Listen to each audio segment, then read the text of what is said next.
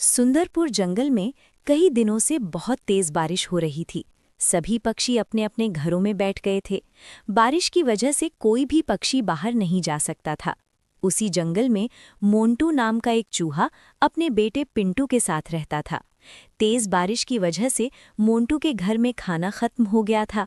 बेटा पिंटू, हमारे पास आज तक चले उतना ही अनाज बचा हुआ है। अरे तो पिताजी, आज अनाज खत्म हो जाएगा तो हम लोग कल क्या खाएंगे? हमारा क्या होगा? टेंशन मत लो बेटा, मैं कुछ ना कुछ जुगाड़ कर ही लूंगा।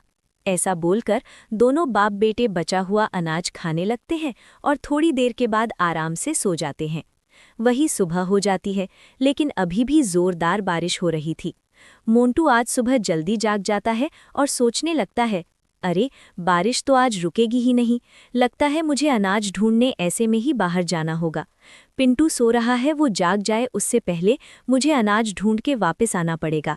ऐसा सोचकर मोंटू अनाज ढूंढने घर से बाहर आ जाता है और जंगल की ओर जाने लगता है। खाना ढूंढते ढूंढते वो जंगल में बहुत दूर तक आ जाता है, लेकिन फिर भी बारिश की वजह से उसे कुछ नहीं मिलता है। वहीं दूसरी ओर रानू अपने बच्चों के साथ बैठी हुई थी। माँ, ये बारिश कब तक रुकेगी? हमें बाहर खेलने भी तो जाना है। अरे नहीं नहीं बेटा, अभी तो सोचना भी मत। बाहर बहुत तेज बारिश हो रही है। थोड़े दिनों में ये बारिश रुक जाएगी, फिर तुम आराम से बाहर खेलना, समझे? ऐसा बोल के रानू बाहर देखने आ जाती है। जैसे ही वो बाहर आती है तो देखती है कि एक चूहा बाहर घूम रहा होता है, और ऐसा देखकर वो उस चूहे के पास आकर पूछती है, अरे तुम इतनी तेज बारिश में इधर क्या कर रहे हो? अरे मेरे पास अनाज खत्म हो गया है ना। मेरा बेटा और मैं भूख से बेहाल हैं, तो मुझे अनाज ढूंढ के जल्दी से घर वापस जाना होगा। वो घर पे अकेला है ना, इसलिए। ऐसा सुनकर रानू को उस चूहे पर दया आ जाती है। अच्छा, अगर ऐसी बात है तो मैंने ना पहले से ही बारिश के लिए अनाज इकट्ठा करके रखा था। रुको, मैं तुम्हें थोड़े दिन के लिए अनाज दे सकती हूँ। क्या? लेकिन मेरे पास तो तुम्हें देने के लिए कुछ भी नहीं है। मुझे कुछ चाहिए भी नहीं, मैं तो बस तुम्हारी मदद कर रही हूँ। ऐसा बोलकर रानू जल्दी से घर के अंदर आ जाती है और अनाज लेकर वापस मोंटू के पास आ जाती है। ऐसा देखकर मोंटू बहुत खुश हो जाता है। अरे तुम तो कितनी अच्छी हो, तुम्हारा बहुत बहुत धन्यवाद। मैं तुम्हारा ये एहसान कभी नहीं भूलूंगा। अरे इसमें एहसान कैसा? मैंने कोई एहसान वहसान नहीं किया, मैंने तो बस तुम्हारी छोटी सी मदद की है बस। इसके बाद मोंटू अनाज लेकर जल्दी से अपने घर की ओर निकल जाता है। वहीं रानू भी अपने घर की ओर आ जाती है। ऐसे ही 2-3 दिन बीत जाते हैं, बारिश भी रुक जाती है और फिर से जंगल में सभी पशु पक्षी अपने अपने काम में लग जाते हैं। एक दिन की बात है, सभी पक्षी खाना ढूंढते ढूंढते जंगल में बहुत दूर तक आ गए थे। इतने में जब वो अनाज खा रहे थे कि कालू कौवे को कुछ दिखाई पड़ता है। अरे देखो देखो दोस्तों, अरे लग रहा है ये शिकारी पंछी इधर ही आ रहे हैं, भागो। हाँ कालू भैया, आप ठीक कह रहे हैं, ये तो इधर ही आ रहे हैं, हमें कुछ करना होगा। हाँ हाँ, सही कह रहे हो तुम लोग, अरे जल्दी जल्दी भागो। मीनू मौसी और सभी पक्षी ऐसा बोल ही रहे थे कि इतने में शिकारी पंछियों की उन पर नजर पड़ जाती है और वो और भी तेजी से हमला करने के लिए उनकी ओर आने लगते हैं। ये देखकर सभी पक्षी वहां से भागने लगते हैं। भागते भागते जंगल में वो बहुत दूर तक आ जाते हैं। दूसरी ओर मोंटू अपने घर के बाहर बड़े आराम से खाना खा रहा था कि इतने में उसकी नज़र रानू पर पड़ती है। रानू बड़ी जल्दी में जंगल की ओर जा रही थी कि इतने में मोंटू जोर से चिल्लाने लगता है, अरे रानू और रानू, अरे किधर जा रही हो तुम? अपने दोस्तों के साथ? रानू आवाज़ सुन के आसपास देखने लगती है और तभी वो नीचे देखती है तो उसे मोंटू दिखाई पड़ता है। रानू और सभी पक्षी मोंटू के पास आते हैं। अरे क्या बताएं मोंटू भैया, हमारे पीछे शिकारी पंछी पड़ गए हैं। हम सभी लोग अपनी जान बचाकर यहाँ से भाग रहे हैं। तुम भी यहाँ से हटो और जल्दी अपनी बिल में जाओ।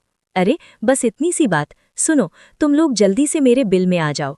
मेरे पास तुम लोगों को बचाने के लिए एक युक्ति है। ऐसा बोलकर मोंटू सभी पक्षी को अपने घर में ले आता है।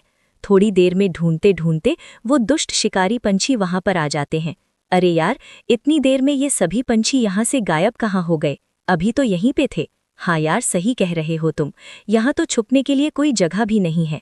आखिर ये लोग गए तो गए कहाँ? ऐसा बोल के दोनों आसपास देखने लगते हैं।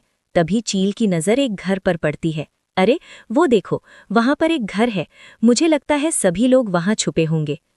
ठीक कह रहे हो तुम यार, चलो तो देर किस बात की, अंदर जाके सबको बाहर खींच के लाते हैं। चलो, ऐसा बोलकर दोनों जबरदस्ती मोंटू के घर में घुस जाते हैं। जैसे ही अंदर जाते हैं तो देखते हैं कि मोंटू अंदर बैठा हुआ था। अबे चूहे, वो सभी पंछी कहाँ गए? जल्दी बता, वरना तेरी खैर नहीं। बोल। अरे मुझे क्या पता, यहाँ तो कोई नहीं आया, मैं तो यहाँ अकेला रहता हूँ। आप किन पंछियों की बात कर रहे हैं? अबे ज्यादा मत बोल, वरना तेरी शान पत्ती अभी निकाल दूंगा, समझा? ऐसा बोलकर दोनों घर की तलाशी लेने लगते हैं। पूरा घर देख लेती हैं, लेकिन उन्हें कोई नहीं मिलता। अरे यार, ये तो ठीक कह रहा है, यहाँ तो कोई भी नहीं है। लगता है वो लोग यहाँ पर आए ही नहीं हैं। जरूर से वो लोग जंगल में ही छुपे होंगे। हमें उन्हें ढूंढने वहीं जाना चाहिए। सही कह रहे हो तुम, मुझे भी यही लग रहा है। तो चलो जल्दी यहाँ से चलते हैं, वरना वो हमारे हाथ से निकल जाएंगे। चल बच्चू, अभी के लिए तो हम जा रहे हैं। आज के लिए तो तू बच गया, लेकिन अगर कहीं वो लोग यहाँ मिल जाते तो मोर मोर कर तेरा कीमा बना डालता मैं, समझा? ऐसा बोलकर दोनों मोंटू के घर से बाहर आ जाते हैं। जैसे ही दोनों जंगल में दूर चले जाते हैं तो मोंटू तुरंत कुर्सी हटा देता है। दरअसल मोंटू ने बड़ी चालाकी से सभी पंखियों और अपने बच्चे को अपने घर के बनाए हुए खुफिया कमरे में छिपा दिया था। सभी पंखी वहां पर जाकर बैठ जाते हैं। जैसे ही शिकारी पंछी बाहर आते हैं तो मोंटू सभी को बाहर बुला लेता है और बड़ी चालाकी से सभी को बचा लेता है। अब मोंटू भाई, तुम्हारा बहुत बहुत शुक्रिया। हम बता नहीं सकते आज तुमने हम पर कितना बड़ा एहसान किया है। हम तुम्हारा ये एहसान वाकई कभी नहीं भूलेंगे। अरे कैसी बातें कर रही हो तुम? इसमें एहसान कैसा? मैंने कोई एहसान वहसान नहीं किया, मैंने तो बस तुम्हारी छोटी सी मदद की है बस।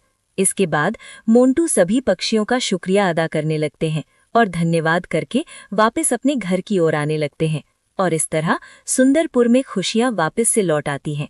तो दोस्तों, कैसी लगी आपको हमारी ये कहानी और मोंटू की चतुराई? अगर आपको ये कहानी अच्छी लगी हो तो इसे अपने दोस्तों के साथ शेयर जरूर करिएगा। इस वीडियो को लाइक कीजिएगा और आगे की कहानियों के लिए हमारे चैनल को सब्सक्राइब और बेल आइकन दबाना तो बिल्कुल मत भूलिएगा। मैं आपसे मिलूंगी अगले वीडियो में किसी नई कहानी, नई सीख के साथ। तब तक के लिए बाय बाय।